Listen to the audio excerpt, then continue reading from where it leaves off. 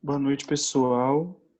Meu nome é Gustavo Henrique, eu sou bacharel em Relações Internacionais pela Universidade Federal do Rio Grande, a FURG, e é com enorme satisfação que mediarei a palestra desta noite, que dá início ao segundo dia do primeiro ciclo de palestras da revista FENERE.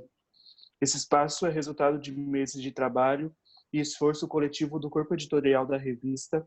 Eu gostaria de estender meu agradecimento pessoal e em nome de todos os membros do corpo editorial FENERE, a Federação Nacional dos Estudantes de Relações Internacionais, nas pessoas de seu diretor de pesquisa e nosso diretor-chefe, Daniel Pereira, estudante da Univale, que foi fundamental para o sucesso desta iniciativa. Esse ciclo de palestra marca o final da etapa de pesquisa, sondagem e preparação, e o início da efetiva operação da revista. É também com imensa satisfação que agradeço a participação de nosso ilustre palestrante, o Dr. Miguel Dunan, que apesar dos tempos difíceis e dos inúmeros afazeres com que se ocupa, atendeu prontamente o nosso convite.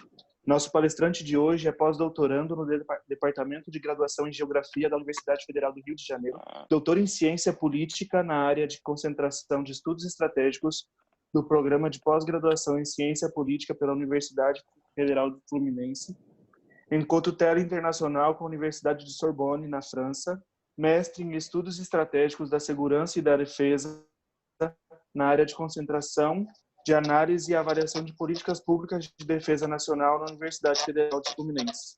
O palestrante irá proferir uma fala inicial e depois iremos partir para as perguntas do público, que os espectadores podem formular suas perguntas a qualquer momento durante a palestra. As perguntas serão moderadas pela nossa organização e direcionadas aos palestrantes por mim. Pedimos que, além da pergunta, encaminhe por chat seu nome e sobrenome, cidade e instituição de ensino a qual está vinculado. Após essa fala inicial, cedo a palavra ao professor Miguel para que ele possa proferir a sua exposição. Posso começar? Boa noite, aliás, boa tarde, boa noite, né, a todos que nos acompanham aqui. Eu queria agradecer, né, primeiro ao Gustavo Henrique, né, que me ajudou, ao Daniel Pereira também, que entrou em contato, né, da revista FENERE, a todos os participantes, né, que aproveitam esse tempo de confinamento, né, para debater, pensar, trabalhar a nossa área preferida, né, a área de relações internacionais. E como eu sugeri, né, algumas semanas atrás, eu estava querendo trabalhar o tema da insegurança internacional em tempos de Covid. Mas quando eu comecei a pensar um pouco, né, quais pontos eu poderia abordar, eu percebi que colegas, né, no Brasil, mas também no exterior, vêm trabalhando bastante, né, esse tema sobre diversas abordagens.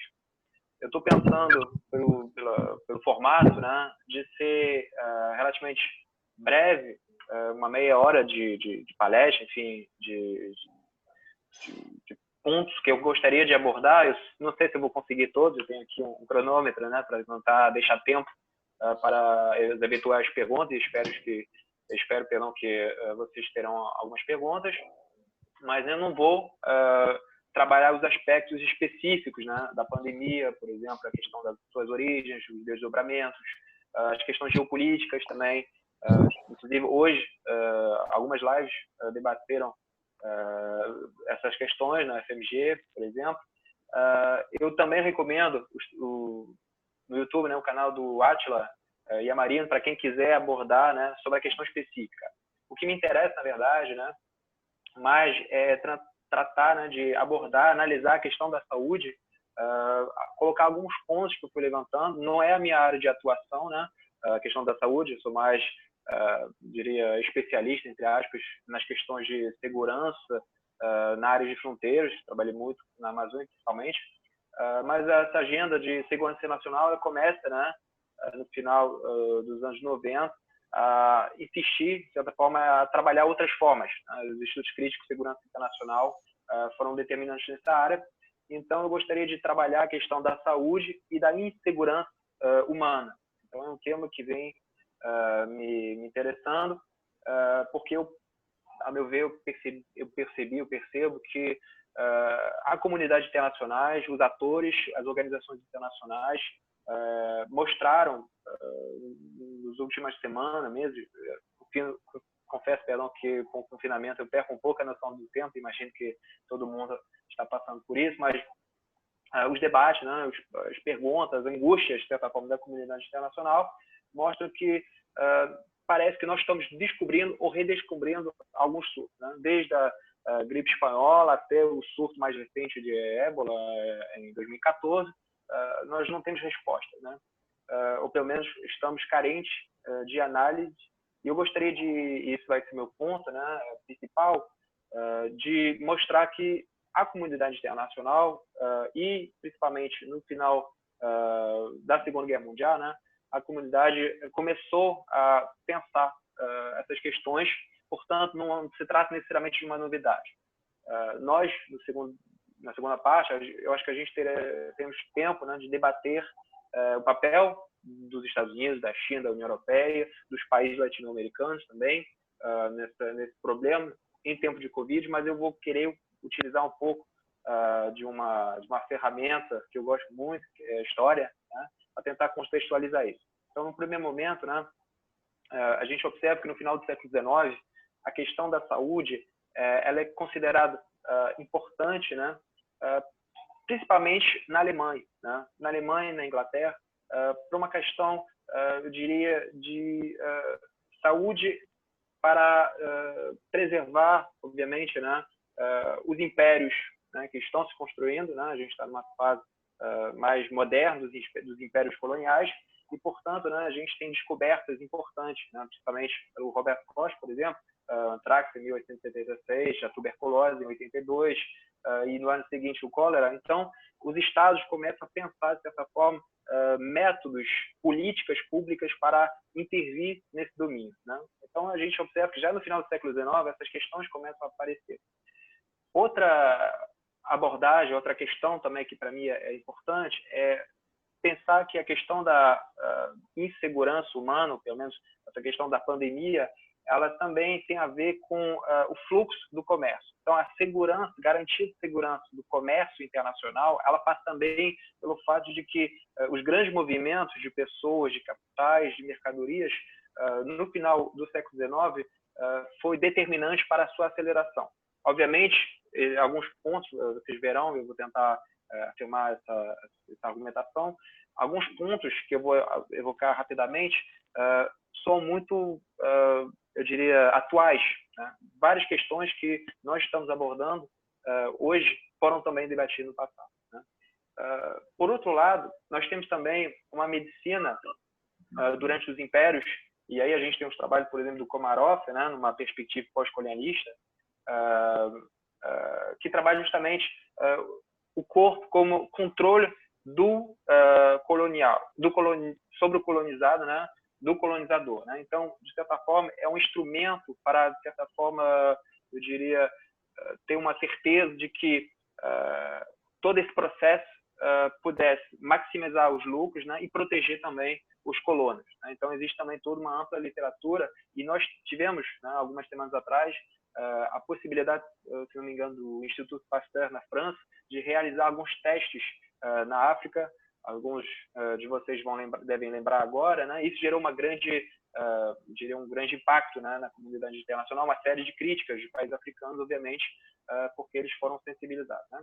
Dando um pulo, né, que infelizmente pelo formato eu vou ter que acelerar um pouquinho, mas no final do século XIX, começo do século XX, nessa virada, né, é um momento em que, para justamente sair do domínio nacional, né, se começa a pensar, esboçar uma cooperação internacional em termos de saúde.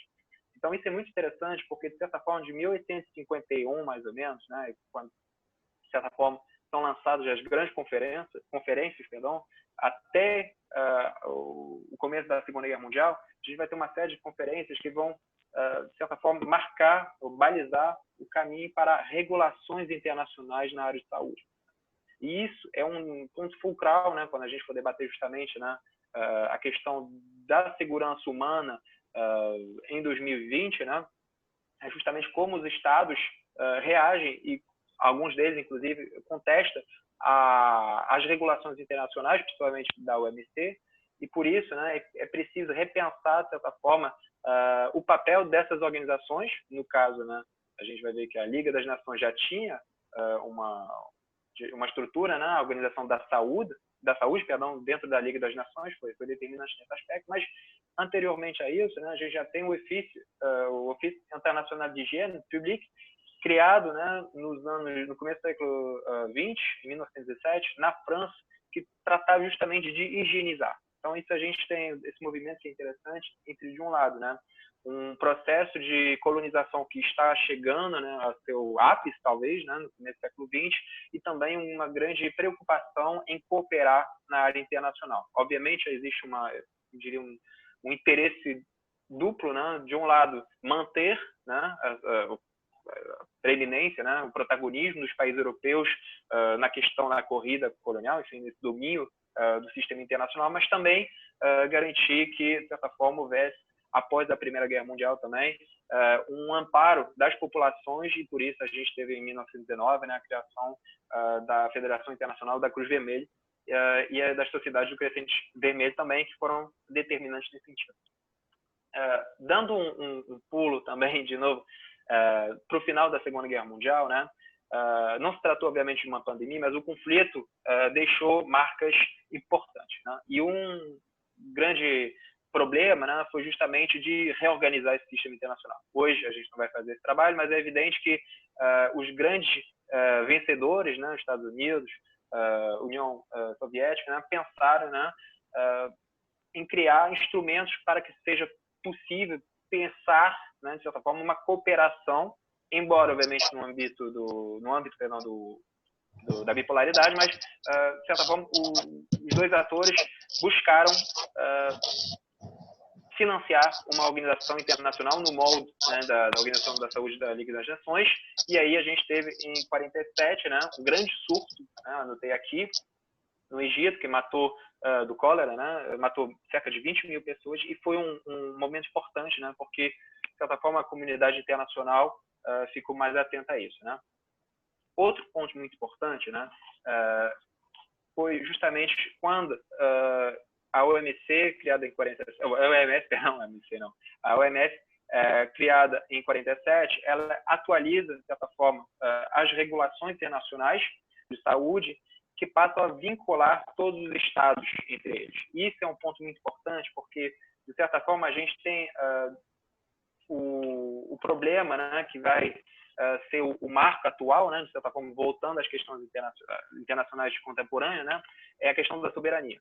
Como uma organização internacional pode influenciar, impor regras, né, de controle, né, sobre epidemias, pandemias, né, e a gente vê, obviamente, que hoje os Estados Unidos, o Brasil também, embora eu não vou abordar essas questões hoje, foram muito críticos, né? Inclusive, a gente viu os Estados Unidos estão querendo, ou já cortaram, se não me engano, o financiamento, a sua participação, pelo menos, e isso é um sinal claro, né, de interferência na OMS e, sobretudo, de certa forma, uma ruptura, né, de um ator importante no sistema internacional, né? Já no século XX, né, já chegando para os anos 70, 80, né, a gente tem duas etapas importantes que eu gostaria de salientar, né, e depois eu vou começar a oferecer algumas pistas para que a gente possa, de certa forma, refletir um pouco, né, e abrir o debate. Em 78, né, uma conferência considerada, né, pela literatura muito importante, é a Conferência Internacional sobre Saúde Pública, que acontece no Quirguistão, e ela coloca como um dos temas, um dos objetivos central, a questão da saúde para todos, né? Então, essa questão da universalização, ela vem, de certa forma, como já o legado inglês, né, de democratização de estado de bem-estar social, né, pós-Segunda Guerra Mundial, no qual os Estados Unidos, os países europeus, através de financiamentos público, né, vão investir na pesquisa, vão, de certa forma, desenvolver a saúde comunitária, a medicina, algumas estruturas, né, locais para, de certa forma, criar uma rede, né, sofisticada e moderna para justamente evitar que houvesse algum tipo de problema mais grave, né? O som está começando a picotar, não sei se sou eu. Alô? Estão me ouvindo? Espera aí. Melhorou. Sim. Melhorou. Obrigado. Mas, enfim, nos anos 80, né, a gente tem esse movimento, né, no qual também, pela primeira vez, outros atores começam também a ter um papel muito importante, né? Eu não diria que vão entrar em concorrência, né, mas o Banco Mundial e a UNICEF também vão desenvolver programas específicos, né? Gera uma espécie de competição, mas isso é interessante. Algumas agências privadas e algumas agências públicas também, algumas fundações vão também investir para evitar esse tipo de surtos, né? Para evitar que houvesse uma crise maior. O som... voltou. O ápice, talvez, dessa situação, né, foi quando, por exemplo, a epidemia da AIDS, né, nos anos 80, começo dos anos 90, né, de certa forma, abalou as estruturas de poder em relação à questão da vigilância e monitoramento, né?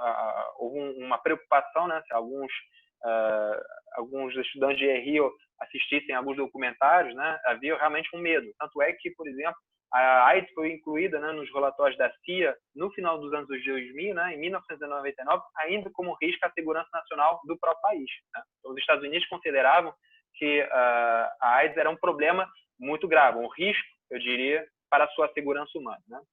E, obviamente, a partir dos anos 2000, né, a gente tem um duplo movimento, né? O movimento, primeiro, da globalização, né, e isso é um trabalho que foi feito, né, um grande desafio nos anos 80, quando a Gro Brundtland, né, teve que assumir essa parte, né, então ela teve que começar a pensar a OMS nesse novo contexto, né.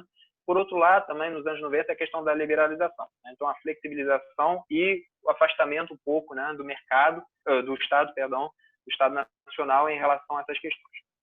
Mas isso não significa, né, que nos anos 2000 a gente teve 100%, eu diria, do afastamento, né? Não foi uma liberalização totalmente radical. O que eu notei aqui, e eu acho que o surto do anthrax, né, nos Estados Unidos, alguns ataques, né, chamaram a atenção não somente do Departamento de Defesa dos Estados Unidos, mas também do Conselho de Segurança na época, né? E aí a OMS ela cria um instrumento muito importante, né, para começar a pensar um sistema de monitoramento, né, de vigilância, mas um sistema global, né?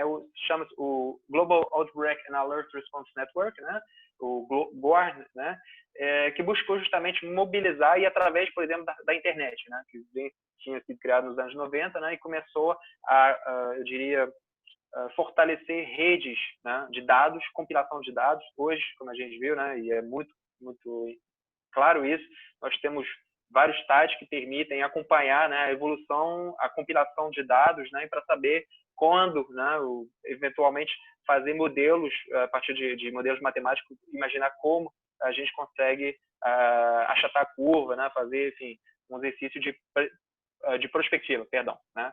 Então, isso é um ponto importante. Nos anos 2000 até hoje, né, a gente vai ter algumas etapas importantes. Eu acho que a gente vai comentar claramente, né, nesse momento de debate, né? O SARS, nos anos 2000, né, 2003, para ser de novo na China, Severe Acute Respiratory System, né, poucos casos, eu diria, comparado com o Covid, mas que, de certa forma, também chamou alerta, e principalmente do então secretário-geral da ONU, Kofi Annan, no seu relatório de 2005, né?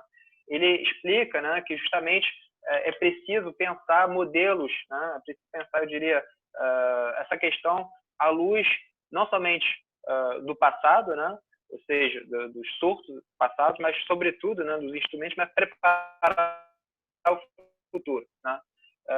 Também, acho que circulou nas redes sociais, bem no começo do mês de março, né, uma palestra do presidente Barack Obama, né, em 2009, quando também ele chama a atenção na necessidade do CDC, né, do Center for Disease Control, nos Estados Unidos, no qual ele chama a atenção de modernizar, de preparar, enfim, para que a comunidade esteja pronta, né, para antecipar esse tipo de problemas que são problemas, obviamente, na escala global, né, problemas graves, né, e hoje a gente acha que sentimos todos nós aqui, nenhum povo ou país pode realmente se sentir, exceto alguns, né, podem se sentir totalmente afastados, né, dessa realidade. Então, essa é uma questão muito importante, né? Então, eu tentei rapidamente fazer esse primeiro apanhado. Eu vou concluir, eu tenho um pouquinho de tempo, eu tenho monitorado aqui, para justamente mostrar que nós temos, né, e o caso de Ébola, né, o Ebola, em 2014 foi significativo porque pela primeira vez, né, a resolução 2177, né, de 2014 fez que o Conselho de Segurança considerasse, né, de fato que o controle de surtos de grandes doenças infecciosas, né, exige ação urgente e maior colaboração nacional, regional e internacional. Essa resolução ela é importante não somente pela, de certa forma, o lapso de tempo que passou, foram apenas 3 anos, né, mas, sobretudo, porque ela chama a atenção para que haja uma união, né? E a pandemia ela não conhece fronteiras nacionais, né? Ela simplesmente é acelerada, né? Como a gente provavelmente vai debater através dos instrumentos da globalização, né? A maneira como as pessoas circulam, as mercadorias em navios, as pessoas nos aeroportos, né? Aeroportos cada vez mais globalizados, cada vez mais grandes, né? Então isso fez que provavelmente nós teremos que no futuro próximo repensar, né? O que chama a atenção para a segurança humana, né? Se a gente for olhar um pouco para trás, né, que é justamente o que eu quis fazer hoje à noite, a gente observa que a segurança internacional e a sub-área, né, mais recente, na qual os Institutos Críticos de Segurança Internacional têm trabalhado a partir dos anos 70, 80, né, sobre a segurança humana, colocar, portanto, o indivíduo no bojo, né, dessas questões, a gente observa que o Estado Nacional ele ainda, né, é capaz, obviamente, de elaborar respostas, né? O que está em jogo, a meu ver, né, e alguns colegas discordam, né, não somente a capacidade de financiar os programas, né, mas é, sobretudo, a meu ver, a incapacidade da comunidade internacional em dar continuidade, meios, né, de ações, financiamentos, né, e como o Átila, em suas diversas palestras, chama a atenção, o investimento, né, em desenvolvimento, enfim, em tecnologias, né, e, sobretudo, desenvolvimento de uma cadeia, né, nacional ou mesmo internacional. A cooperação, obviamente, nesse sentido é muito importante, né? Mas os estados, às vezes, principalmente em período de crise, né, tem essa, eu diria, esse reflexo quase natural de se fechar, né? E nós, acho que todos os países, né, principalmente, por exemplo, na União Europeia, a maioria dos países não coordenaram os seus esforços num primeiro momento, né? Pelo contrário, cada um optou por um tipo de confinamento. A União Europeia, assim como, por exemplo, a Organização das Nações Unidas, foram bastante criticados, né, para não oferecer uma resposta à altura do problema que nós estamos enfrentando, né? E, portanto, rapidamente os Estados nacionais buscaram soluções e agora sim existe algum tipo de coordenação, né? Mas isso tudo, né, eu queria reforçar o meu argumento, né? Nós temos vários problemas pela frente, né? Apesar, obviamente, dos bons resultados em alguns países, né, nós temos um delay, né, um lapso de tempo que vem se acumulando. Então, o que está acontecendo na China, a gente ainda está praticamente no meio começo, né, desse surto epidêmico, né? Então, a gente está ainda com dificuldade de falar em deconfinamento, né? Mas o que está mais em jogo, a meu ver, é pensar a segurança internacional, né, em termos de Covid, a partir das reflexões anteriores, né? Ou seja, a gente observou que nós temos instrumentos, né? Por isso que essa surpresa, às vezes, de alguns atores, de alguns especialistas, né, não fomos capazes de prever, não. A OMS vem trabalhando com modelos. O Barack Obama, em 2009, estava apontando já, eu diria, essas questões como sendo questões importantes, né? Ebola, em 2014, chamou muita atenção, mas teve, talvez pelo fato de justamente não ser na China, mas na África, a gente teve capacidade, né, na comunidade internacional sobre reagir, embora, por exemplo, a taxa de contaminação era muito mais elevada. Hoje em dia a gente tem um problema muito mais grave, né? Mas, de certa forma, os estados, acredito, e sobretudo as organizações internacionais possuem recursos. A questão é até quando alguns atores internacionais, como os Estados Unidos, como o Brasil, como alguns países, inclusive na Europa, como a China, não vão conseguir, né, de certa forma, alinhar, né, as suas políticas públicas de modo em que sejamos capazes de confrontar, não talvez nos moldes de uma guerra, né, mas como um problema tal qual ele é. Ele é um problema de saúde pública na escala global. É um novo desafio, mas acredito que a segurança internacional, ou mesmo a segurança humana, né, ela passa também por essas etapas, né, nas quais nós somos capazes de intervir, enfim, de reforçar os nossos arcabouços, não somente teóricos, né, porque nós temos planos, nós temos projetos, mas, sobretudo, tomar uma decisão de forma coesa, né? Eu acho que o grande problema, né, que nós tivemos, um dos grandes problemas, infelizmente, né, no começo da crise, no final de fevereiro para março, né, foi justamente essa incapacidade em articular, né, em, sobretudo, detectar. Pode ter tido realmente uma retenção de informação por parte da China, pode ter tido uma subestimação do risco pandêmico por alguns grupos, inclusive a OMS, mas o fato é que a solução, mesmo sabendo da gravidade do problema, nós não temos ainda um alinhamento completo das populações, dos países e, sobretudo, das populações, né? Existe, às vezes, divergência, né, nas estratégias, e isso, para mim, é o maior risco de insegurança internacional.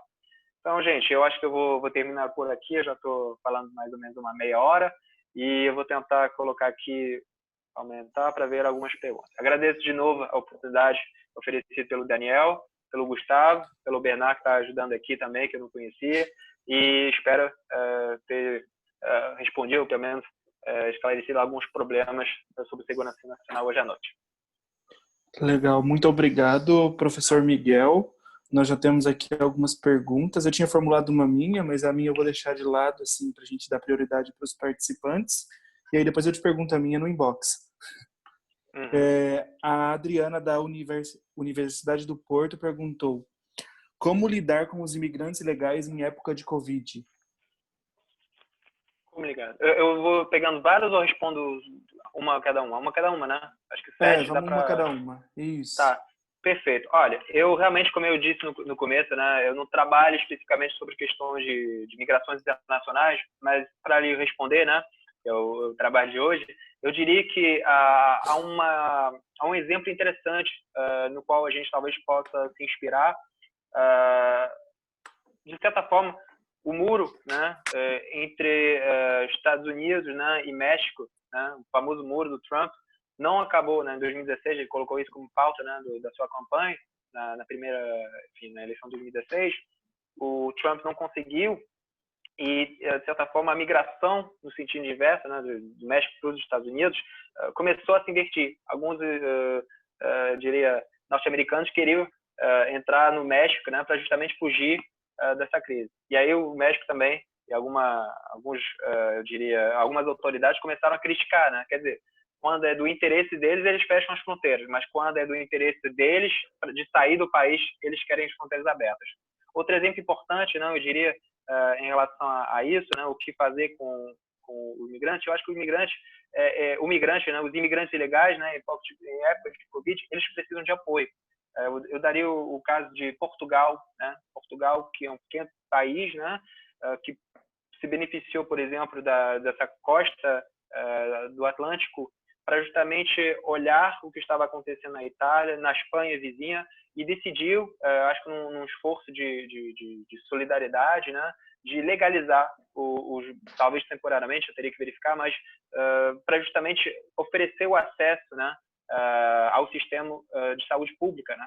Porque, obviamente, se você, de certa forma, marginaliza uma população, isso não significa, a não ser de colocar em alguns campos de concentração, né, que seria um absurdo, mas um campo isolado, né, de força, a gente não teria capacidade de fazer isso. Então, o imigrante ilegal, ele, claro, no confinamento ele ficaria em casa, mas ele teria um momento de contato, né? Então você não pode, de certa forma, totalmente isolar essas pessoas. Acho que a resposta oferecida por Portugal foi uma resposta de bom senso e, sobretudo, de solidariedade bastante importante. Legal, obrigado. A Vitória Makiyama, da Unifesp, perguntou: como os organismos internacionais, como a Organização Mundial da Saúde, podem pressionar ativamente o governo dos países em situação como a atual, quando a segurança humana é colocada em risco por negligência governamental? Perfeito, Vitória. Eu realmente eu acho que tem duas partes, né? Mas a parte principal é justamente aquele ponto que eu tinha colocado no começo da palestra, né? Quando eu preparei para hoje, como me preparei, eu percebi que um dos pontos importantes, né, é a questão da soberania, né? Como um organismo internacional é capaz de estabelecer normas internacionais, regulações sobre a saúde pública, né, que é um campo bastante íntimo, eu diria, da vida de uma nação, porque, obviamente, nem todas as nações possuem, ou pelo menos têm os mesmos problemas, né, em termos de saúde pública, dependendo, obviamente, das latitudes, hemisfério norte, hemisfério sul, da capacidade, né, do próprio sistema de saúde, dos recursos, obviamente. Então, a gente tem realmente uma dificuldade em que a OMS, a meu ver, ela não é um órgão, não é uma organização, perdão, que busca pressionar politicamente. O que ela deve fazer, na verdade, é buscar oferecer instrumentos precisos, né, para ajudar, não somente na época de crise, mas ao longo, justamente, né, do tempo, para preparar as populações para os riscos das epidemias, né, das pandemias e das epidemias. Acho que isso ficou muito claro, que a OMS e o seu diretor-geral, que foi bastante criticado, né, ele apenas emita recomendações, né?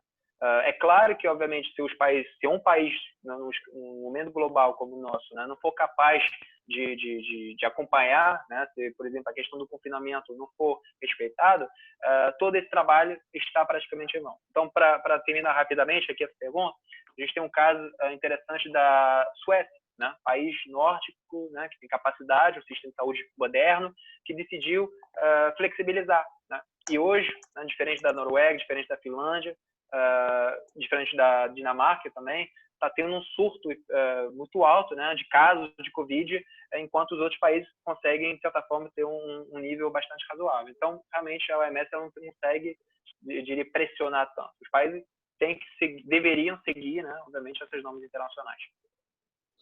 Legal.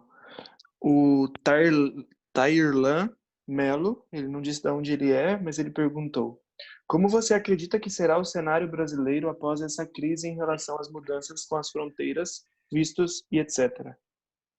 Bom, eu não trabalhei hoje a questão do Brasil, porque colegas trabalharam essa questão hoje, né? Falei do FMG. Nas próximas semanas a gente vai ter com certeza outras palestras, lives, enfim, sobre esse tema, mas eu acho que o Brasil, o cenário do Brasil, para mim, eu vejo muita luz de um país que, por ser uma federação, possui um sistema político que não permite, de certa forma, uma única voz, né? A gente sabe que existe uma divergência entre os governadores, né, e o presidente da República. Essa crise é uma crise também entre um certo escalão, por exemplo, o Ministério da Saúde, né, o ex-ministro da Saúde, o Mandetta, né, e o atual, que está começando, né, a estabelecer os novos padrões. É uma situação complexa, porque você não tem, eu diria, uma única voz. Assim como a OMS ela busca, né, padronizar as suas regulações de saúde, a meu ver, faz sentido, né, para que justamente a segurança humana possa ser efetiva. Acho que no Brasil, em relação, por exemplo, à questão de fronteiras, né, nós fomos incapazes, isso é um termo que eu diria, me sensibiliza mais, não que, obviamente, que eu vejo não me sensibiliza, mas as fronteiras, por exemplo, nós não fomos capazes, na América do Sul, de aproveitar o trabalho que tinha sido realizado, né, na Unasul, através de comitês especiais de saúde, para justamente buscar uma resposta coletiva. Pelo contrário, cada país fechou as suas fronteiras buscando, né, maximizar os seus ganhos, né? E, obviamente, ficamos com um problema grave, né, em termos de política externa, no qual nacionais brasileiros estavam no exterior, né, na América do Sul, em outros países do mundo, mas tiveram que ser repatriadas, né, e tivemos que, enfim, gastar um dinheiro forte, né, foi um esforço importante do Itamaraty, mas ao fechar as fronteiras ficaram isolados, né? Isso aqui na América do Sul, mas houveram, enfim, uma série de casos, né, na Ásia, em outros países do mundo. Então a questão do visto também dificultou. Eu acho que a OMS não é, assim como as Nações Unidas, não são organizações perfeitas, né? É eu diria, uma evolução que merece. O problema do Covid está em evolução e isso merece, obviamente, uma atenção particular. Cada país tem que tomar suas responsabilidades, mas eu acho que o cenário, eu diria que é um cenário ainda para mim, um cenário grave, porque não tem essa voz. Eu sou um pouco pessimista em relação aos desdobramentos futuros, infelizmente, aqui no Brasil. Legal. O Felipe Oliveira, da Unipampa, no Rio Grande do Sul, perguntou: em alguns países se tem discutido sobre o monitoramento do avanço do vírus através de monitoramento das pessoas remotamente. Até que ponto esse monitoramento seria para a segurança humana e não um risco à segurança privada dos cidadãos? Sim, sim. Eu acho que o Felipe ele deve se referir, se não me engano, a um caso. Tem dois países que eu lembro agora, talvez quem está acompanhando essa live vai poder me corrigir, mas em Taiwan e, sobretudo, em Singapura, né, através de um aplicativo no qual, por exemplo, o governo, né, se não me engano, via Bluetooth, conseguia calcular o risco do cidadão não somente contaminar, mas também de pegar o Covid-19 a partir de Big Data, né, de metadados. Então, isso realmente, né, a gente tem na França, né, o governo está pensando a criar esse aplicativo, né. Eu acho que tem questões éticas que são bastante graves, vários níveis, né, vários aspectos. Primeiro, que eu acho que é mais evidente, né, é a questão do acesso aos dados privados no celular, né. Claro, quando a gente fala de segurança humana, a gente também, obviamente, pode pensar da seguinte forma: bom, num primeiro momento, né, a solução de Taiwan ou de Singapura, de cada um ter que, de certa forma, se testar, e aí a gente tem que saber quem tem ou não tem Covid-19, né? A gente está tendo testes em massa nos países asiáticos, que foram várias vezes, né, nos anos 2000, coloquei na palestra, né, atingidos, né, enfim, o SARS, o H1N1, H5N1, né, o gripe aviária. Isso, de certa forma, fez que essas populações asiáticas fossem, eu diria, mais preparadas. Então, há uma recepção maior, e não somente pelas tecnologias, né, o brasileiro, de modo geral, os países sul-americanos também gostam de um celular, mas eles são mais preparados, o uso da máscara, eles estão, eu diria, um pouco na frente, né? Um pouco à frente, culturalmente falando, né? Sem cometer algumas gafas, mas me parece que isso é um grande diferencial. Agora, é claro que há um risco privado à segurança, né? Enfim, a segurança privada do cidadão, existem leis, né?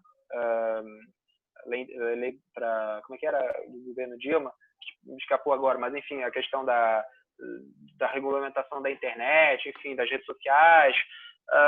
Eu acho que talvez o mais importante, como eu disse, né, é a questão da recomendação da OMS, questão do confinamento. Depois, talvez, poderíamos pensar de forma mais sofisticada, né? Nem todos os brasileiros possuem um smartphone, nem todos. Tem aqui uma visita aqui, desculpa, gente, da Maia, que gostou da palestra também. Então, é isso. Eu acho que, basicamente, a minha resposta a essa pergunta é essa.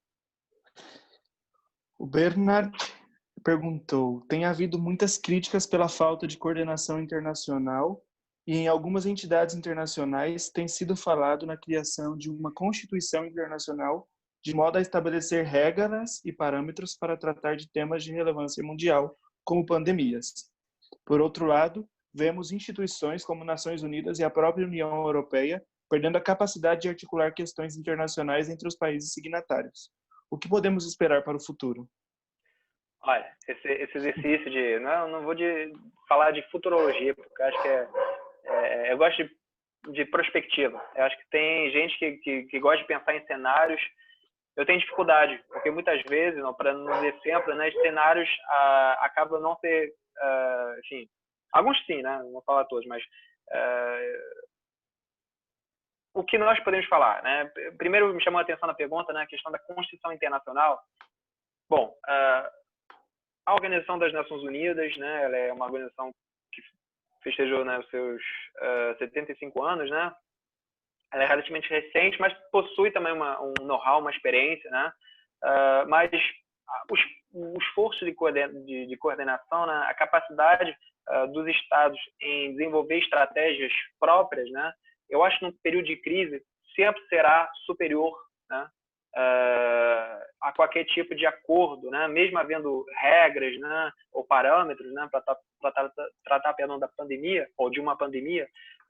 Nós vimos, por exemplo, no caso das máscaras, né, países como os Estados Unidos ou mesmo a Alemanha, né, foram prejudicados ou prejudicaram, né, no caso da Alemanha e dos Estados Unidos, comprando às vezes 2 vezes, 3 vezes o valor das máscaras, né, bloqueando o acesso, enfim, quer dizer, o liberalismo, as mercadorias circulam, né, mas numa crise a gente viu que princípios básicos, né, de solidariedade não foram respeitados, né?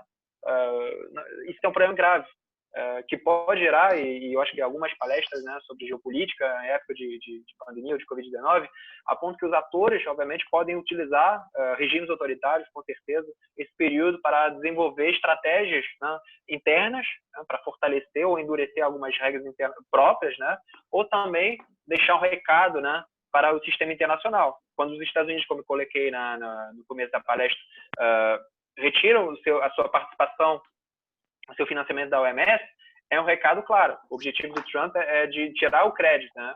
A credibilidade, a capacidade de oferecer instrumentos de análise, né? Enfim, é um golpe no tabuleiro internacional, ao meu ver. Mas, de certa forma, a gente pode imaginar que depois dessa crise, né, eu acho que nem todo mundo vai esquecer, né, alguns atores, como por exemplo a União Europeia, está aprendendo, né, e é claro que alguns atores serão sancionados, talvez comercialmente, talvez economicamente, talvez alguns padrões serão repensados, porque alguns aliados militares talvez não foram bons aliados em caso de pandemia, né. Eu acho que a Alemanha ficou bastante eu diria, chateado, desculpa o termo, mas, enfim, não gostou da reação dos Estados Unidos. Ficou claro, né? Angela Merkel, que se mostrou, inclusive, bastante firme, né, no seu pronunciamento, eu acho que a gente pode imaginar esse tipo de cenário. Então, o que podemos esperar? Eu acho que a gente pode esperar respostas, né, divergentes, né, no sistema internacional em relação à crise, mas, de certa forma, depois de um mês, né, se fosse um mês essa live atrás, eu acho que eu ficaria talvez mais preocupado. Nós, depois de 40 dias aqui no Brasil, quase 2 meses em outras regiões, a vida na Ásia, por exemplo, está retomando, né? Na Europa fala em deconfinamento, então a gente tem situações completamente diversas, mas a estabilidade. O que está em jogo, a meu ver, é justamente essa capacidade de criar uma segurança humana, né, numa escala global harmonizada. E isso realmente vai ser um grande desafio. Eu recebi aqui a pergunta do Denis, da PUC Goiás. Ele me mandou no privado. Ele disse o seguinte: quais serão os novos parâmetros a serem utilizados pelas potências em termos de segurança internacional, caso utilizem vírus modificados em laboratórios com o intuito de desestabilizar os países? Uhum. Olha, isso é um ponto, realmente, né? Eu acho que quando a gente trabalha na área de segurança nacional, a gente tem que trabalhar sobre os fatos, né? Nós sabemos, né? E vários episódios mais recentes, por exemplo, na guerra na Síria, ou mesmo Irã e Iraque, armas nucleares, bacteriológicas, químicas, radioativas, né? São, eu diria, artefatos que foram já utilizados no passado, né? Podem ser utilizados de novo, né? Mas essa possibilidade de criar, eu diria, um vírus, né, no laboratório, eu acho que ela abre uma brecha, muito grande, né, arriscada, na possibilidade de começar a desenvolver, e principalmente nas redes sociais, perdão, teorias da conspiração que fogem realmente de um debate acadêmico ou pelo menos da análise no campo das relações internacionais. Eu acho que nós não temos os fatos, mas também eu não descartaria completamente, né? No caso, por exemplo, da crise, né, na Síria, mostrou claramente que sim, o Bashar al-Assad, tinha utilizado armas químicas contra populações civis. A gente lembra da reação, ou pelo menos da ausência de reação da comunidade internacional, da famosa linha vermelha, né, que o Obama tinha traçado. Mas eu não sei se a China ainda tem interesse, né? A gente pode imaginar N cenários. Eu deixaria mais para um criador de série na Netflix do que propriamente eu, como mero analista, eu diria, dar eco a essas teorias sem os fatos. Eu acho muito arriscado e por isso eu não sei se eu consigo responder de forma serena a essa pergunta. Certo. Antes de fazer a próxima pergunta, eu vou pedir para o pessoal assinar a lista de presença, e quem não conseguir acessar o link pode mandar, assim que acabar a palestra, um e-mail para o e-mail da FENERE com nome, universidade e eu acredito que seja essas informações que a gente precisa, nome e universidade, para o e-mail da FENERE, da revista, tá bom? A próxima pergunta, ela diz respeito a uma que já foi feita, assim, era bem parecida, mas acho que tem um olhar diferente, que diz: seria pertinente fechar as fronteiras do Brasil caso não haja achatamento da curva de infecção e faça um grande número de vítimas diárias? É o Lucas, da UNB, que fez essa pergunta.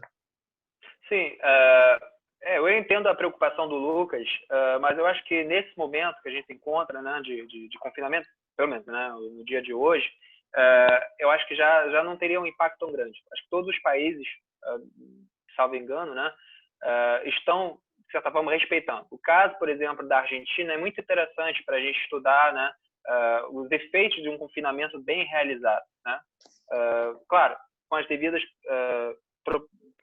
um distanciamento um pouco crítico, né, sobre o caso da Argentina, que acabou de ter uma eleição, mas, de certa forma, o presidente optou por um confinamento rigoroso, né, e até agora a gente vê que os resultados aparecem, né?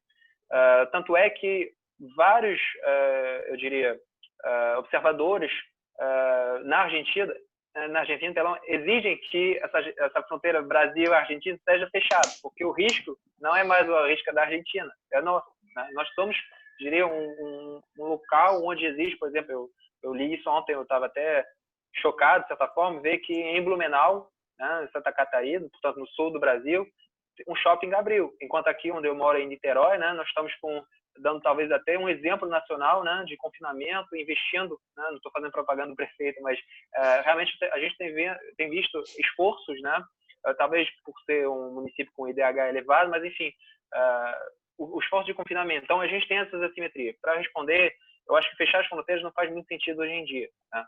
Porque todos os países, né, e quem tiver que circular, vai conseguir circular. Se a gente for olhar os aplicativos de monitoramento de voos, alguns aviões voam, o tráfego aéreo, o tráfego marítimo não parou, e acredito também que o tráfego todo ilegal, eu diria, continua, né? O que, obviamente, a gente tem com o confinamento é um congelamento desses movimentos de massas. Então, essa visibilidade.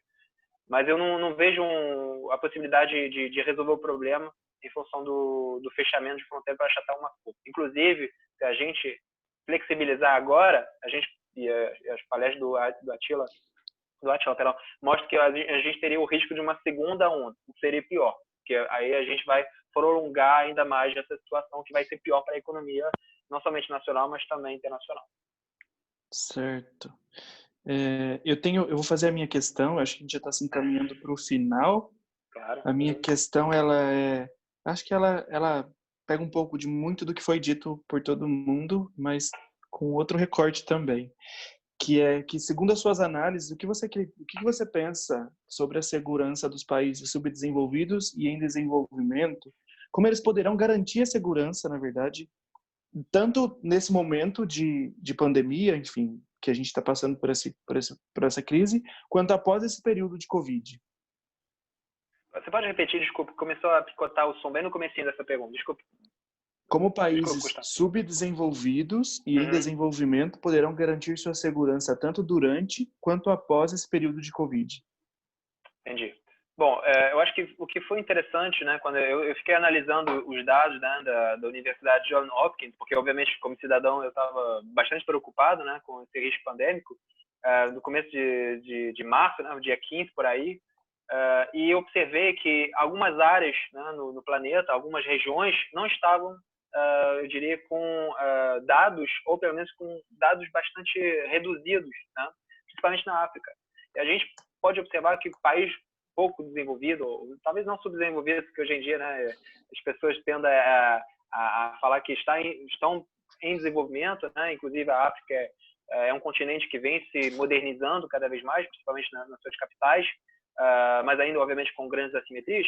Esses países não fazem parte da rota, eu diria, do comércio, né, global, né, e não entre a tríade União Europeia, Estados Unidos, China, né, que obviamente concentra ainda muito, principalmente o Sudeste Asiático.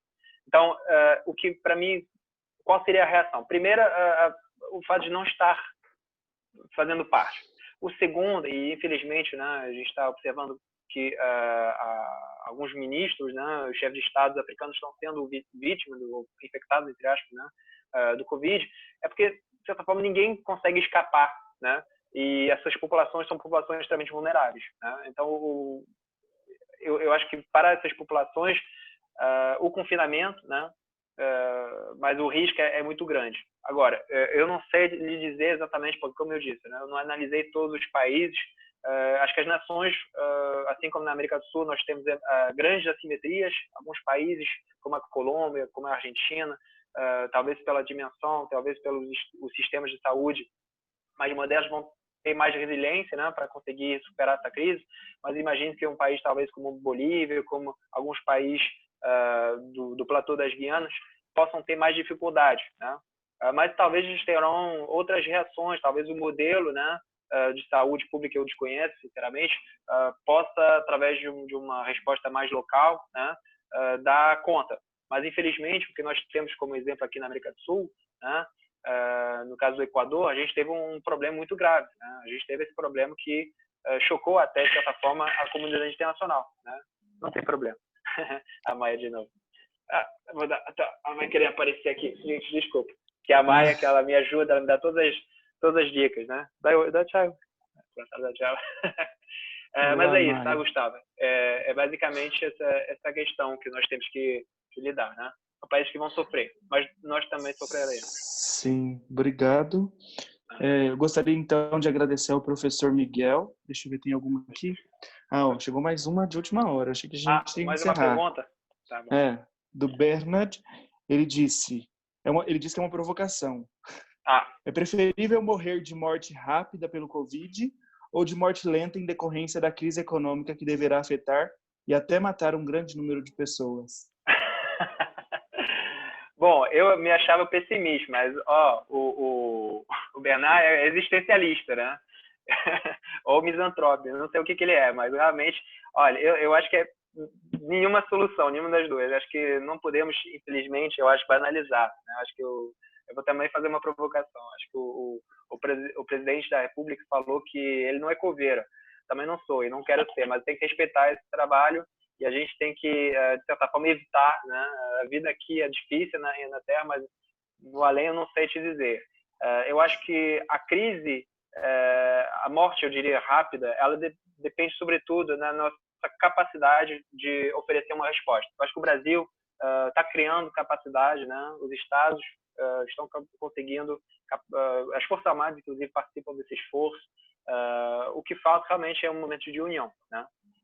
Não sei o que é preferível, mas se nós formos acompanhar as notícias da Itália, da Espanha, agora dos Estados Unidos, está sendo dramático, né? Eu acho que outras lives mostraram isso, o desprezo, né, para não somente as questões de saúde pública, mas, sobretudo, utilizar, né? E não é à toa que são duas figuras mais autoritárias que começaram a se afastar, né, começar a minimizar o risco e agora querem justamente se eximir da responsabilidade. Eu acho que a crise econômica é outro problema. Mas em 2008 também tivemos supostamente a maior crise financeira, né, desde a crise de 1929. E se a gente olhar mais atrás, provavelmente no século XIX a gente já teve uma série de crises no começo do capitalismo, né? Enfim, da Revolução Industrial. Então, eu acho que nós teremos instrumentos, né? Hoje em dia o Brasil, né? Através do seu Estado, nação, busca ajudar uma grande parcela da população de pessoas que não possuem a capacidade, né, financeira para conseguir sobreviver. É uma ajuda temporária, mas a gente vai ter que repensar, eu acho, a nossa maneira até de certa forma, construir as nossas relações sociais num país como o Brasil, né? Mas também em países como os Estados Unidos ou na Europa, né? A gente vê que várias populações, em função do confinamento, mulheres, por exemplo, pessoas mais vulneráveis, idosos, obviamente, estão sofrendo, né?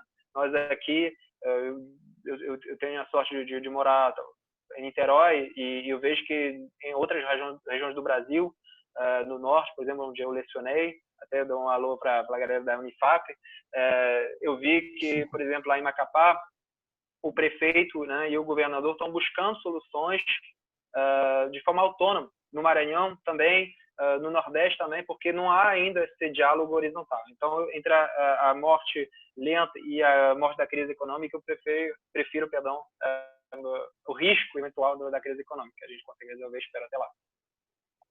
Certo. Muito obrigado, Miguel. Obrigado pela sua participação aqui conosco hoje. Agradeço também a Matchmaking Brasil, que está nos apoiando com essa iniciativa da revista, né? Juntamente com a FENER. Então, em nome de todos nós, já agradeço tanto ao professor quanto ao Bernard, que está nos apoiando em tudo isso. E nesse momento eu passo a palavra ao Daniel para os agradecimentos finais. E é isso, agradeço a presença de todos os ouvintes aí. Não esquecem de assinar a lista ou de mandar o e-mail agora ao final. Agradeço as perguntas. Perfeito. Eu gostaria de agradecer a todos que participaram, em especial a Matchmaking pelo apoio institucional e também ao professor por dedicar esse tempo a esse projeto tão importante que é o lançamento da revista FENER. Eu gostaria de convidá-los também para a próxima palestra que irá acontecer no dia 28 de abril. As inscrições que ainda não realizou pode realizar através do link na bio do Instagram, @revista FENER. E é isso. Muito obrigado a todos. Espero contar com vocês no dia 28 de abril. Muito obrigado, gente. Tchau, tchau. Tchau, tchau. Obrigado. Fique em casa. Fique em casa. Tchau, tchau. Tchau.